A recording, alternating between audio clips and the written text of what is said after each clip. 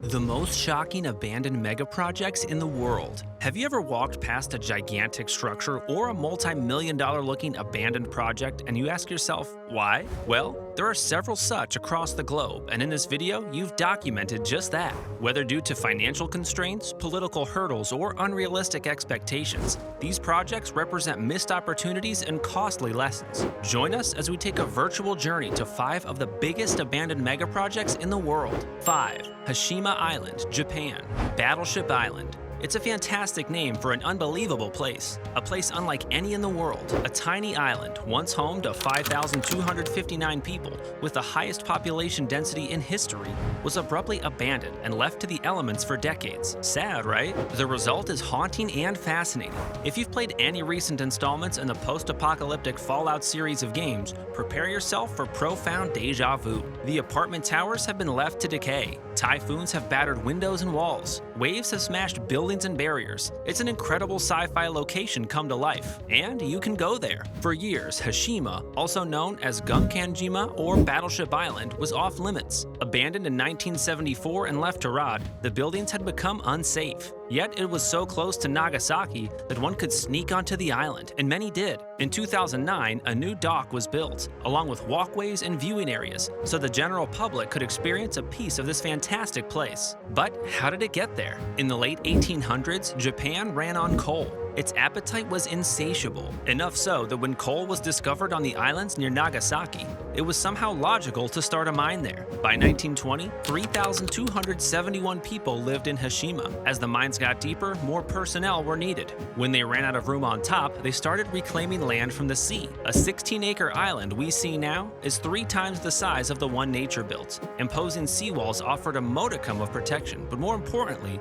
they granted more land to build on. They also gave the island a new shape, one of a massive battleship. Gunkanjima, literally Battleship Island, was born. At its peak, 5,259 people lived on Hashima, an equivalent of a population density of 216,264 people per square mile. Not just miners, but miners and mothers too. Hashima was a tiny city with schools and shops, 2 public pools, and more. The hundreds of families that squeezed into Hashima often lived 6 to a single apartment. Though the lack of privacy was an issue, the mine employees were well paid and were early adopters of TVs and other luxury goods. There was also apparently no crime on the island. As Japan moved away from coal, expensive mines like Hashima became unprofitable. By the early 60s, the mines were so deep it would take workers 2 hours to get to the mine face. In 1974, Mitsubishi pulled the plug. The mine would close, though most workers would be relocated to mines elsewhere in the country if desired. Many belongings were left behind as thousands of families abandoned their homes for the mainland. And suddenly, for the first time in nearly a century,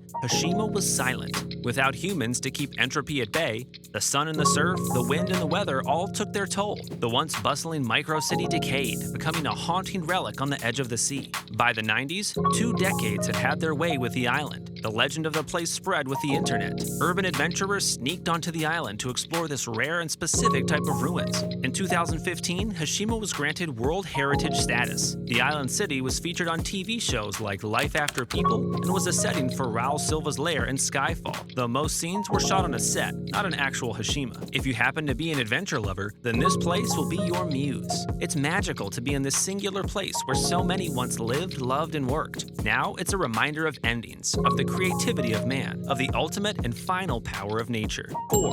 Haludovo Palace Hotel, Croatia. Well, this will hurt holiday lovers, a sad tale of a promising hospitality project in the heart of Europe. In the summer of 1972, the Haludovo Palace Hotel in Croatia opened its doors to the wealthiest of the West. Hostesses, known as pets, served endless supplies of champagne, caviar, and lobsters to guests as they sunbathed under the sun, and the owner of Penthouse magazine poured $45 million into the resort to build a casino. But a year later, and suffering from a lack of foreign visitors, it faced financial struggles. The Haludovo Palace Hotel toned down its extravagance and continued hosting guests until civil war broke out in 1991. Suddenly, Originally, the entire resort was filled with refugees, and every last appliance and piece of furniture was stolen. While the hotel's foundation is still intact, there have been no plans to redevelop it. What was once an extravagant getaway in the 70s is now an eerie shell of a resort. By the time Croatia gained its independence, the hotel had been abandoned for years and was in a state of decay. It remains that way today, a time capsule representing one of the strangest eras and locales in the history of tourism. And just in case you're thinking of visiting, the hotel can be a dangerous place. There's glass all over the floors, the handrails are missing, and the stairs are in bad condition.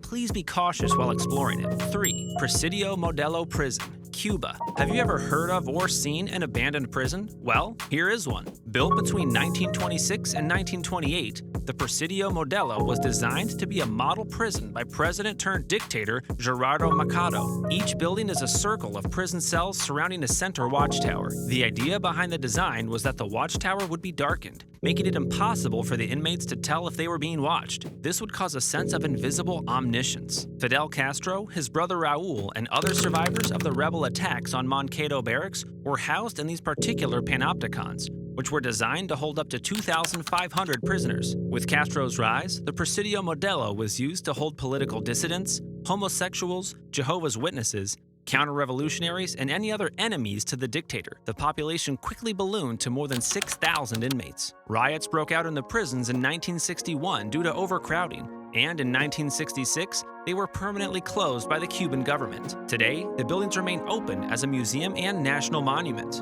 The old administration building functions as a school and research center. 2. Lee Plaza Hotel, Detroit, USA. The formerly luxurious Lee Plaza Hotel stands windowless and exposed. It is just one of Detroit's many abandoned places that mark the shocking decline of a major American city. Once at the center of a booming motor industry, the successive blows of economic recessions, competition from overseas, and race riots chipped away at Detroit's early prosperity. A staggering 60% of the city's peak population has now moved away, leaving behind a living example of urban decay. Noted Detroit architect Charles Noble was selected to design a building the hotel owner Ralph T. Lee hoped would rival the beautiful apartment buildings on Fifth Avenue in New York City. For $2.5 million, the Lee Plaza Hotel would become a 17-story Art Deco work of art for a wealthy, sophisticated young demographic who would appreciate all of the amenities of a hotel living in their luxurious apartments. The building contained a beauty parlor, library, childcare area,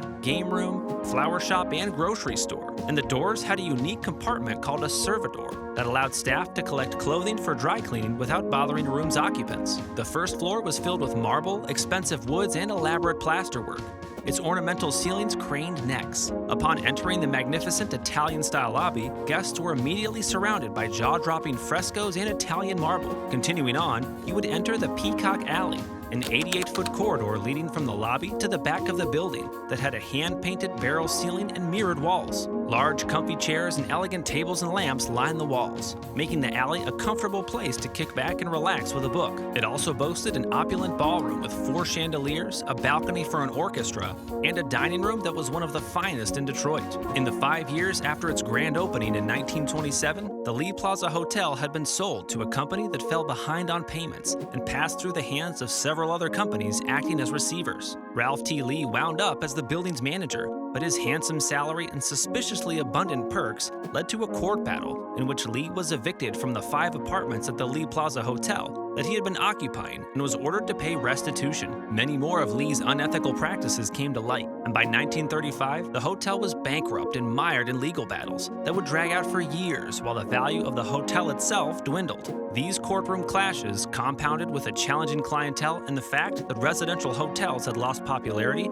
drained the Lee Plaza. It limped along until it was sold to the city in 1969 and converted into low-income senior housing, a solution Detroit was turning to with many of its insolvent apartments and hotels. The building was added to the National Register of Historic Places in 1981, but couldn't remain viable even in its role as senior housing. As the city's budget emptied, a decision was made to close the Lee Plaza in 1997, and the freefall began. Then, as recently as 2022, a more detailed plan for the hotel's restoration was announced. Reportedly, it will be a multi-phase development, with the first phase plan to gallop a skin-stretching $59 million just to restore the main lobby on the first floor and create some 117 apartments from the second to the 10th floors. Completion is expected somewhere in 2024. From the biggest hotel in Detroit to its current state of just tales of the past, the sad story of Lee Hotel will remain one for the books. 1. Rugang Hotel, North Korea. Dreamt up in the 1980s as a show of North Korea's Cold War might, the Rugang Hotel has never, even briefly, opened its doors. Instead, it's been towering above the North Korean capital, Pyongyang, for the last 40 years or so, unfinished, semi-abandoned, and shrouded in mystery, but not forgotten. The hotel's story began in 1986 when the Westin Stamford Hotel opened in Singapore and became the tallest hotel in the world. It was built by a South Korean company, and the Rugang Hotel was partly conceived to steal away Westin Stamford's record, as well as to open up a channel for Western investment in North Korea. It's thought that the North Korean government hoped to attract about $230 million of foreign investment when the project broke ground in 1987. The imposing structure consists of 3 wings, each of which climbs up to 1,080-foot high tip and slopes at a 75-degree angle. However, its unusual shape is not a thought-through design feature. The North Koreans didn't have the advanced construction materials used in most modern skyscrapers, and instead relied on reinforced concrete, so physics partially dictated the building's form. To achieve the intended height, there had to be a large base and a tapered top to support the enormous weight of the building. After 1992, following North Korea's economic crisis, the building stood isolated, boasting neither windows nor interior fittings. In 2008, construction resumed, with the exterior gaining its famous look in 2011. The initial opening was scheduled for 2012, which happens to be the centenary of founding leader Kim Il-sung's birth. But that did not happen, and a partial opening would later be announced in 2013. But again, it ended up being canceled at the last minute. Years later, in 2018, giant LED screens were fitted on the building, purposefully to display propaganda animations and film scenes connected to North Korea's current supreme leader, Kim Jong-un. It's hard to put the hotel's massive size into context when it's the only skyscraper piercing the Pyongyang sky, but it's the tallest pyramid-shaped building in the world, surpassing even the Shard in London and the Transamerica Pyramid in San Francisco. The total floor area is just under 4 million square feet, on the low side for a tower of such height and stature. The body of the hotel was designed to contain at least 3,000 rooms, while the cone at the top was supposed to house 8 rotating floors and a further 6 static floors, as well as a viewing platform. The rotating floors were intended to host 5 revolving restaurants, offering high-end dining and panoramic 360-degree views out over the city, in addition to the hotel's most exclusive guest rooms. But to this day, not even a single guest has ever spent a night in the towering building. But maybe, just maybe, the North Korean hotel will see light in the end. And that's it from us today. If you enjoyed the video, be sure to subscribe to our channel, give us a like, share the video, and remember to turn on the notification bell for timely updates of our latest uploads. Until next time, thank you for watching.